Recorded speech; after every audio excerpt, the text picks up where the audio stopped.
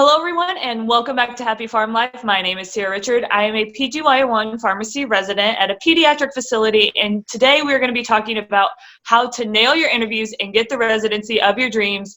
Today, I am with my best friend, Kelsey Zakauskas, and I will let her introduce herself. Thanks, Sarah. Hi, my name is Kelsey. I am a PGY1 resident at an academic medical center, and I'm here with Sierra to help answer some of your questions about residency. So before we jump into any of the questions, I do want to just say that Kelsey and I, these are our own opinions. We are not getting this from our programs or anybody else. We are not being paid to say these things. This is just what we've experienced, and so you may have a very different experience on your residency interviews. Just keep that in mind as we go through all of these questions, and okay, we'll just jump right in. So I'm going to be in charge of the list of questions that you guys sent in to us, so thank you for doing that. And our first question is, how do you answer the tell me about yourself question? That one's a good one, and it will happen every single time. I think the best thing is no matter what, you have a plan. Like, you know exactly what you want to say and kind of what your story is. For me, I always would do, so my name is Sierra, and just kind of reiterate my name.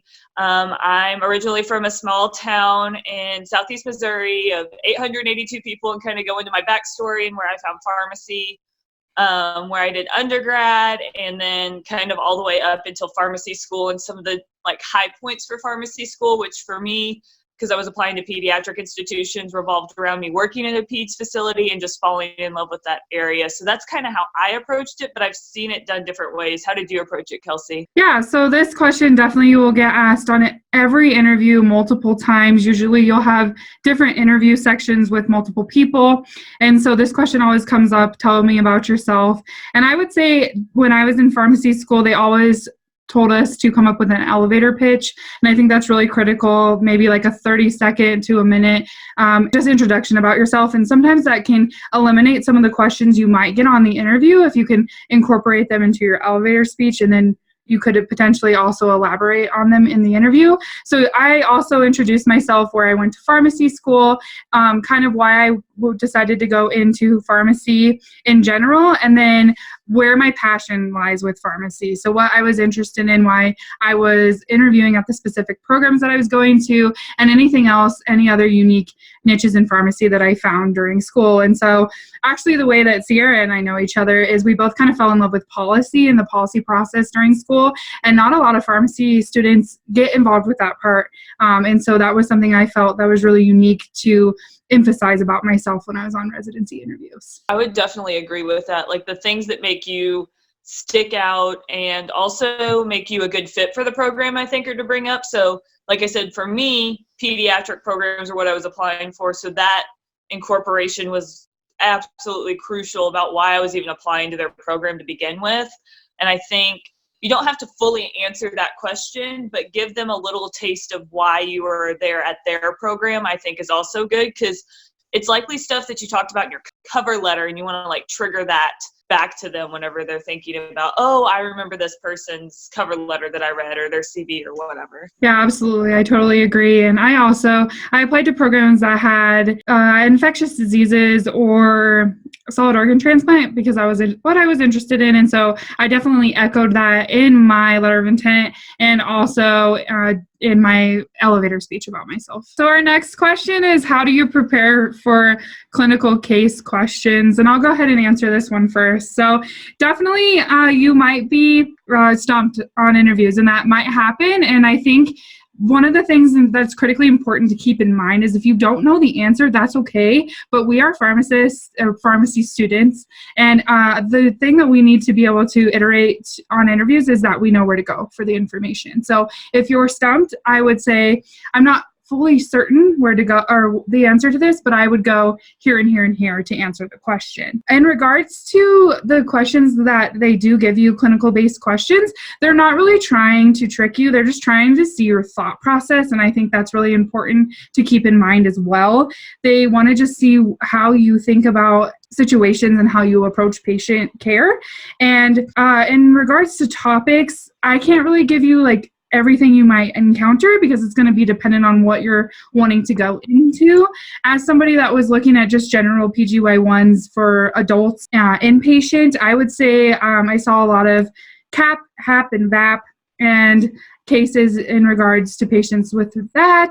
I saw some AFib and anti-coag, I would say, were my biggest 3 things that I saw on interviews. But I just think it's really important that go over your notes, go over the guidelines before you go on interviews. But interviews are nerve-wracking, and that's totally understandable. And I think just don't guess if you don't know, and just ensure you can know where to go to look up the information. I'm going to completely agree with that. So even though I did pediatrics, I also did a couple adult facilities that had pediatrics as well. And so I got some heart disease, diabetes, COPD, and then same thing. Pneumonia, I think, is just like something you're probably going to see no matter what. So make sure you know that. But as far as peds cases, I got a little bit different mix, mostly asthma. But I would say there's no way for you to prepare because every place is going to be very different. So some of them I had all the resources in the world, like here's your computer, here's your case. Like you can use our LexiComp, you can use your phone LexiComp. Like they didn't care. They just wanted you to like do the best you could in the 30 minutes. Some of them didn't give you anything and they just wanted to know where you would go if for the things you didn't know. Some of them gave you like resources that their hospital had. Like I got a book that was their pediatric dosing book that I got to work with. So it really varies. Some of them didn't have cases at all, and it was just different like clinical questions throughout. And the same thing applies for all of this, though. It is they want to know, can you look up the information if you don't know where it is? That you're not going to like just come up with something random if you don't know. Like, do you not remember a pseudomonal agent because you panic in the moment? Because that happened to me. And I was like, I just like totally blanked. And then they're like, okay, so what would you do? And I was like, well, I know I have this really great chart that I made in school with all the anti-pseudomonal agents. I would go reference that because I know that when I made it, it was from reliable resources. That was good enough. If you blank, it's okay. Don't freak out. I think the cases are very nerve-wracking, but it's definitely not the most critical part of your interview by any means. Yeah, and definitely one thing I didn't mention previously is everywhere you go, absolutely what Sierra said, the questions are all going to be different.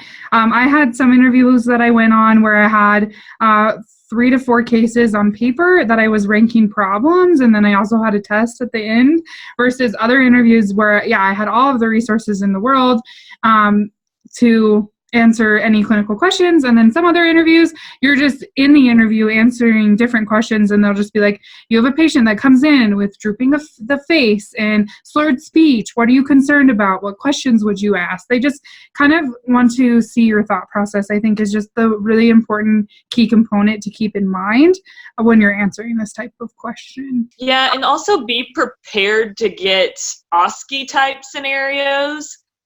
This seemed to be a very big theme in the peds world, was like counseling on things, because we do a lot of that.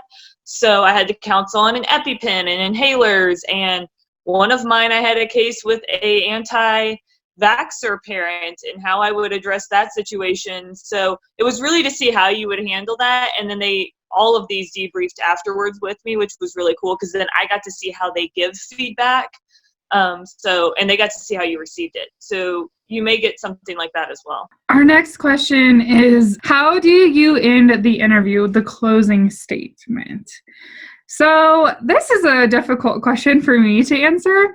So Sierra, if you want to start. Yeah, that one is difficult, because I feel like every interview you go on, it's going to be different. So sometimes you're going to be in a room with like 10 people, and your closing is going to be very different than if you're on a one-on-one with somebody. So I think it just depends on also the relationship you've built in that time with them. So if you're in a group setting, try to look around the room while you're talking, but at the end, just thank them very much for their time, that you really appreciate it, and make sure you exchange business cards if you have that opportunity. I think that's always a good closing. Do you have a card, just in case I have any more questions, can be a good thing to do in your closing. But just always be grateful for their time, I think, is the biggest thing, because it does take a lot of effort to have residents interview, and the fact that they wanted to bring you on, I think just showing them that you're grateful for that is important there. I would definitely echo all of what Sierra just said. I don't really necessarily think there's like an opportunity to give a closing statement per se. Usually in interviews, you're in different like sections in most interviews with different people, and usually there'll be a time limit. And when time's up, then you proceed on to the next interview section. But yeah, being thankful for their time. Firm, good handshake, eye contact with your handshake, I think is very important. And just showing that you were really engaged during the whole section of the interview, I think is a critical piece to just being successful. I don't think you'll ever have to close with some type of summary of your interview or summary about yourself or anything like that, but just thanking them for their time, making sure you answer their questions to the full intent. And then if you have opportunity to ask questions at the end of the section of the interview you're in, definitely take that time and ask some questions. One thing I really liked to do on my interviews is, depending on the pharmacist that I was with, the discipline that they were in, I liked to ask questions specific to their discipline, why they went into it, their favorite aspects of it, and just showing that I'm really personable with them and with their career as a pharmacist. I would agree with that, and also add, if you've went through everything, because sometimes some of my interviews were really just short and I was able to answer their questions quickly and they answered all of mine. I always like to ask them what they like to do in the area, what's one thing I should go check out tonight or a place to go eat, because then it is changing gears a little bit. But if you don't have anything else to say at the end, it's always nice to hear what they like to do and what they get excited about here, because I found out so many different recommendations, and I went to a lot of different places to eat or checked out some free things that were in town while I was there, which I talked about in the scheduling your interviews videos. So if you haven't checked that out, I'll leave that link down below. But definitely just be personable at that closing part, and then just kind of wrap it up. All right. So our next question is in regards to thank you notes. Should they be handwritten or email, which is better? So I will answer this one first. I 100% am a firm believer in handwritten thank you notes. They're very personable. They show that you take time and effort out to write thank you notes. My program director at my residency would echo that as well. She really likes receiving handwritten thank you notes. And something also to consider when you're on interviews is, who are you thanking and who do you want to thank? So I know some people will just write the residency program director, but I would encourage you to write honestly everybody if you have the time. And if you're in interviews with sections and groups of people, you could write a thank you note for that specific group of people. And one way to make sure that you remember everybody's name, because you'll definitely meet a lot of people, is once you leave each little section of your interviewing, try to get that business card, and if you can't, write their names down so you can utilize that for a thank you note later on. But yes, handwritten is 100% what I would say, but Sierra might think something different. No, I actually think the same thing. The only exception to that, I would say, is you still want to do a handwritten, but if you are in one of those interviews that's what I'm going to consider crunch time, it is not going to make it there if you mail it, because it's one of the last interview blocks. I definitely would follow up and email at least the RPD and just thank them for their time, and that you are going to work on those handwritten cards and send it to them. One of my tips for this is I packed a box of thank you cards with me, and so I would work on them that night or the next day when I would fly out on my plane ride, because you're just sitting there. You don't have internet typically, or I didn't, because was too cheap to pay for it, to be honest. So I would write thank you cards there, and so I could drop them off before I went to my next interview or before I got home and didn't have to worry about it anymore. So you can just sit there and write them out, and I did the same thing. I wrote it to every single person, not just the RPD. Yeah, definitely. And if you can do a little bit of a personal touch to the thank you note, I think that's great too. So some aspect of your interview that you remember that was special to you, or a question that they asked you where you had a good conversation, I think is awesome to add to a thank you note as well. The best way to do this is, if you do grab that business card, write down something you remembered about that person on the back of the card, because you are going to meet a ton of people. So that's the best thing. Also for mine, because I just really was into the food, these different places that I went, I would write down their recommendations. So if I went there, I'd be like, I went to this place that you recommended. It was great. Thanks for your recommendation at the end of the card. So definitely adding those personal touches about the conversations you had with them, if you can, is very, very good. All right. Our next question is, what were the weirdest questions you got asked during residency interviews? So I got asked what Harry Potter house that I was in. Let's see. I don't feel like I got asked any weird questions. Some of the worst questions, like I guess I just don't know how to answer because like I know they're like looking for a specific answer, but I'm like I don't know. Was if I had to turn in or I was doing an assignment, would I turn it in half done or would I turn it in late and perfect? Which was like a weird question, I guess, that I just got asked that I wasn't expecting, and so. And I'm also a little bit of a perfectionist, so like that question just like really toyed with me a little bit. But other than that, I feel like it was the general questions. Like if you literally Google pharmacy residency interview questions, those questions that are on there is mostly what I got asked.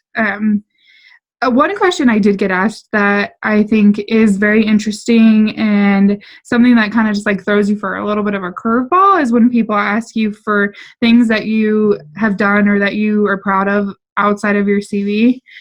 So that was just like, obviously I had examples, but that was just a question that I was like, oh, good question. So other than that, no weird questions for me. Well, maybe it's a peds thing because we like to do like weird things. Like I built Legos at one of my interviews. And it was part of, yeah, the Legos were super fun. But let's see. So I had one where it was teach me something, anything. And it was the director of pharmacy. That was a little intimidating. Another one was, I'm a pharmacist and you're a pharmacist. Explain a drug of your choice to me. So that one's just a hard one. I also got asked, if a penguin walks into the room wearing a sombrero, what would he say and why is he here? I actually knew this question because I asked when I was a regional delegate. During our nominations committee, so I had an answer ready for that one, and I just started laughing because I was like, I've actually given people this question before. That one's fun. Also, I guess those were really the weird ones. I would recommend, like Kelsey said, you can Google it, but also I'm going to leave a link to a book down below that I used. It's like 101 residency questions, and it was really good, and you could just like go through that and think of scenarios. A lot of them are scenario-based questions. I had some similar to Kelsey's where they definitely wanted a certain answer and you're like playing this head game, like which way do I answer? It's just go with it, go with your gut. And that's about all you can do. We're not as fun in adult world. We don't get asked about cool things like penguins. So dang it. More reason to do pee. Right, there you go. All right, I think that is all that we have for you guys. Thank you so much for watching. Thank you, Kelsey, for coming on. It was so great to have you. Thank you so much. I really enjoyed it. And I hope you guys did as well. I thank you for watching. If you like this video, please, please, please give it a thumbs up. And don't forget to hit the subscribe button because we are going to be doing more videos.